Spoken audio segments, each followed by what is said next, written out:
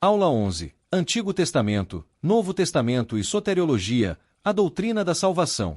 Seja bem-vindo ou bem-vinda a mais uma aula do Instituto de Teologia Saudável, o seu curso gratuito de teologia. Que alegria ter você aqui, estudando a Palavra de Deus de forma séria, progressiva e acessível. Hoje vamos dar continuidade ao nosso percurso pelo maravilhoso universo da teologia cristã. Prepare o seu coração, abra sua mente e vamos juntos aprender mais sobre Deus e a sua revelação à humanidade. Sino antes de começarmos, sua participação faz a diferença. Se este curso gratuito de teologia está sendo uma bênção para você, por favor, inscreva-se no canal e clique em notificações, o sininho, para não perder nenhuma aula. Compartilhe este curso com amigos, familiares, líderes e membros da sua igreja. É totalmente gratuito e pode transformar vidas. Taxinha, leia a descrição do vídeo, lá você encontrará indicações de canais e conteúdos cristãos, teológicos e de liderança cuidadosamente selecionados. 1. Apresentação da aula. Chegamos à nossa última aula deste curso introdutório de teologia. Que jornada extraordinária fizemos juntos, da definição de teologia, passando pelos pensadores, pelos atributos de Deus, pelos nomes divinos, pela cristologia, pela paracletologia, pelo trinitarismo, pela história das Escrituras, e chegando agora ao coração do Evangelho, a soteriologia, a doutrina da salvação. Mas antes, vamos fazer uma rápida revisão dos livros do Antigo e do Novo Testamento, para que você tenha uma visão panorâmica completa das Escrituras. 2. O Antigo Testamento, visão panorâmica 2.1 Os livros da lei, Pentateuco. O Antigo Testamento evangélico possui 39 livros, divididos em 4 grandes grupos. O primeiro grupo é a lei ou Pentateuco, os 5 livros de Moisés, que formam o fundamento de toda a Escritura. Gênesis, que significa origem, fala do pecado, de Deus, da civilização, das nações, de Israel e da redenção prometida. Êxodo, que significa saída, fala da libertação do Egito, da entrega da lei e da revelação de Deus. Levítico, que significa leis, fala da exigência para a comunhão com Deus e dos sacrifícios expiatórios. Números, que significa no deserto, fala da fé versus as promessas durante a peregrinação. E Deuteronômio, que significa a segunda lei, fala do governo de Deus, das bênçãos e maldições e dos 10 mandamentos. 2.2 Os livros históricos. O segundo grupo são os 12 livros históricos, de Josué a Ester, que narram a conquista da terra prometida, o período dos juízes, a monarquia, o exílio e o retorno. Josué fala da fidelidade divina em conceder Canaã a Israel. Juízes registra os ciclos de desobediência, opressão e libertação. Rute fala de fidelidade em meio à idolatria. Samuel, Reis e Crônicas narram a história da monarquia israelita, de Saul a Zedequias. Esdras e Neemias falam do retorno do exílio e da restauração. E Ester mostra a soberania providencial de Deus protegendo o seu povo. 2.3 Os livros poéticos.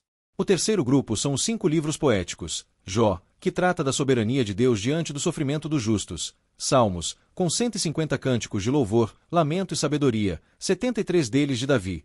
Provérbios, que ensina sabedoria para os relacionamentos humanos. Eclesiastes, que reflete sobre a rotina da vida e a necessidade de temer a Deus. E Cântico dos Cânticos, que celebra o amor entre Salomão e a Sunamita, e tipifica o amor de Cristo pela Igreja.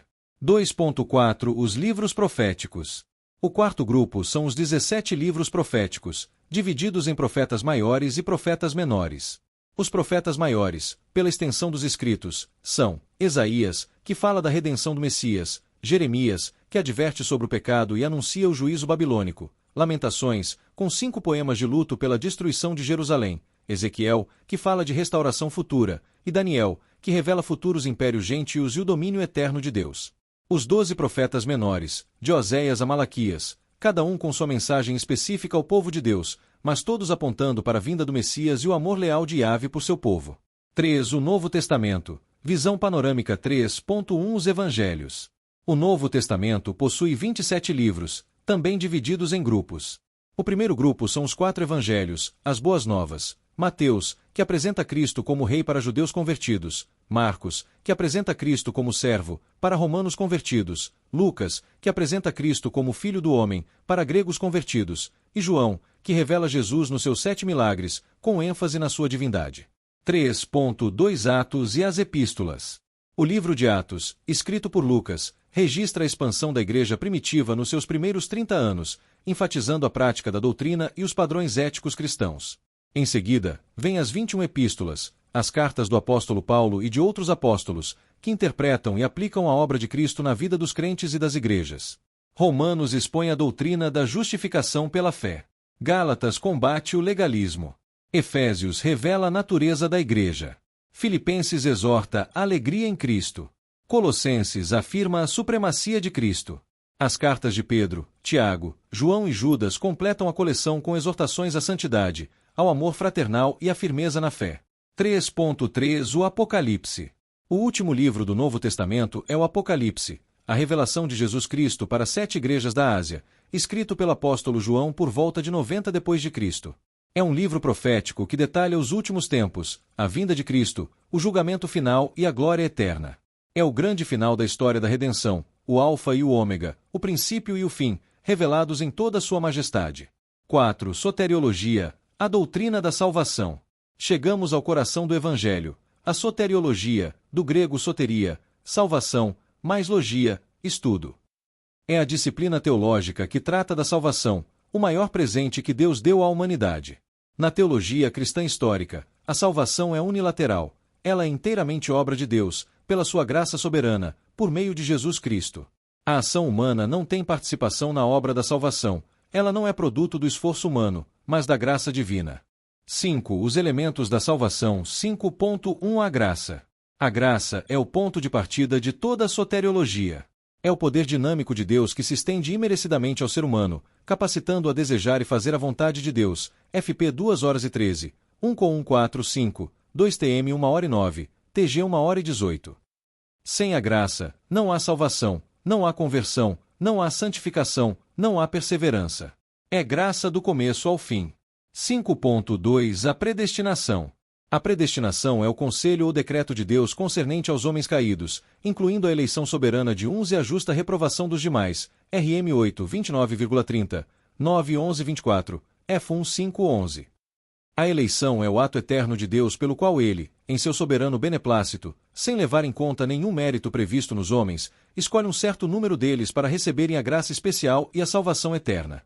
A reprovação é o decreto eterno de Deus pelo qual ele determinou deixar de aplicar a um certo número de homens as operações de sua graça especial e puni-los por seus pecados, para manifestação de sua justiça. É importante lembrar, a soberania divina e a responsabilidade humana não são contraditórias. Deus é soberano e o homem é responsável pelas suas escolhas. 5.3 Vocação e regeneração. A vocação é o ato de graça pelo qual Deus convida os homens, através de sua palavra, a aceitarem pela fé a salvação providenciada por Cristo. 1:1h09, MT 11h28, JO 7h37, RM 8h30. É o convite que Deus estende, mas que requer uma resposta. A regeneração é o ato de Deus pelo qual o princípio de uma nova vida é implantado no homem, e a disposição dominante de sua alma é tornada santa. EZ 36:26, Júnior 24h07, JO 3:3:5, 1 JO 3h01. É o novo nascimento, a comunicação de vida divina à alma, que implica numa completa mudança de coração. Sem regeneração, não há capacidade genuína de fé. 5.4 Conversão, arrependimento e fé. A conversão é o ato exterior, visível e prático da salvação operada na vida do pecador regenerado. LC 22h32. Ela tem dois aspectos complementares: o arrependimento, que é o aspecto negativo da conversão, a mudança voluntária e consciente produzida pelo Espírito Santo, que atinge a mente, os sentimentos e conduz o pecador ao abandono voluntário do pecado. MT 21:28-30, 2:7-9-10. E a fé, que é o aspecto positivo, um firme e seguro conhecimento do favor de Deus para conosco, fundado na verdade de uma promessa gratuita em Cristo, revelada à nossa mente e selada em nosso coração pelo Espírito Santo, conforme Calvino definiu nas Institutas. 5.5 Justificação. A justificação é um ato judicial de Deus, no qual ele declara, com base na justiça de Jesus Cristo, que todas as reivindicações da lei estão satisfeitas a favor do pecador. ET 13h39, RM 5:19, 8:30-33, 1:6h11, GL 2h16, 3h11. Ela inclui a remissão ou perdão, o aspecto negativo, pelo qual a dívida do pecador é cancelada, resultado da morte substitutória de Cristo, e a adoção, o aspecto positivo, pelo qual a justiça de Cristo é imputada ao crente, que passa a ter o direito legal de ser filho de Deus, resultado da ressurreição de Cristo. 5.6 Santificação e perseverança. A santificação é a graciosa e contínua operação do Espírito Santo pela qual ele liberta o pecador justificado da corrupção do pecado, renova toda a sua natureza à imagem de Deus e o capacita a praticar boas obras. A santificação não é instantânea, é um processo que se estende por toda a vida do crente, até o encontro final com Cristo. A perseverança é a contínua operação do Espírito Santo no crente, pela qual a obra da graça divina iniciada no coração tem prosseguimento e se completa, levando os salvos a permanecerem em Cristo e perseverarem firmes na fé. E a segurança é a garantia eterna e imutável da salvação, iniciada e completada por Deus no coração dos regenerados, o lado divino da perseverança. 5.7 Redenção e reconciliação. A redenção é o ato gracioso de Deus pelo qual ele liberta o pecador da escravidão da lei do pecado e da morte, mediante o pagamento de um resgate, RM 8.1.2, 1 Cor 6, 19 e 20, 1 PE 1.18, 19, AP 1h05, 5h09. Cristo é o nosso Redentor, ele se fez nosso parente próximo pela encarnação, HB 2, 14 e 15, pagou o resgate com seu sangue, ET 20h28, 1 PE 1h18, nos resgatou voluntariamente, Jó 10, 17 e 18, e era livre do pecado, HB 7h26, 2 Cor 5h21.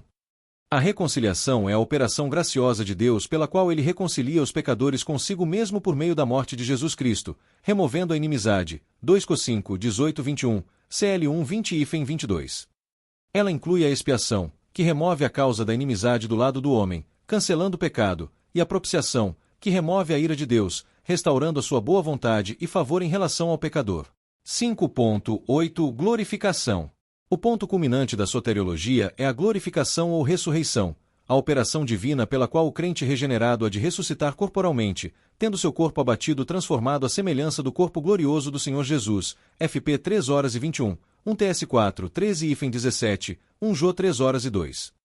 A salvação, então, tem uma dimensão passada, a justificação, uma dimensão presente, a santificação, e uma dimensão futura, a glorificação. É uma obra completa, iniciada, sustentada e consumada por Deus. 6. Conclusão do curso. Chegamos ao final deste curso introdutório de Teologia do Instituto de Teologia Saudável. Ao longo dessas 11 aulas, percorremos um caminho extraordinário, compreendemos o que é teologia e por que ela importa, conhecemos os grandes pensadores que moldaram o pensamento cristão ao longo de 2000 anos de história, estudamos as divisões da teologia e o conceito de doutrina, mergulhamos nos atributos e nos nomes de Deus, exploramos a cristologia e a paracletologia, contemplamos o mistério glorioso da Trindade, aprendemos sobre a história das Escrituras e sua estrutura, e chegamos ao coração do Evangelho com a soteriologia. Mas este é apenas o começo. A teologia é um campo de estudo inesgotável, porque o Deus que ela estuda é infinito. Que este curso tenha despertado em você uma paixão crescente pelo conhecimento de Deus e pela meditação em sua palavra.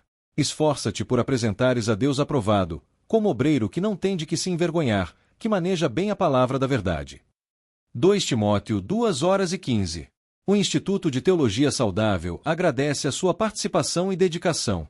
Que Deus continue iluminando sua mente e transformando seu coração pelo poder de sua palavra e de seu espírito. Continue estudando, continue crescendo, continue servindo. Até a próxima aula.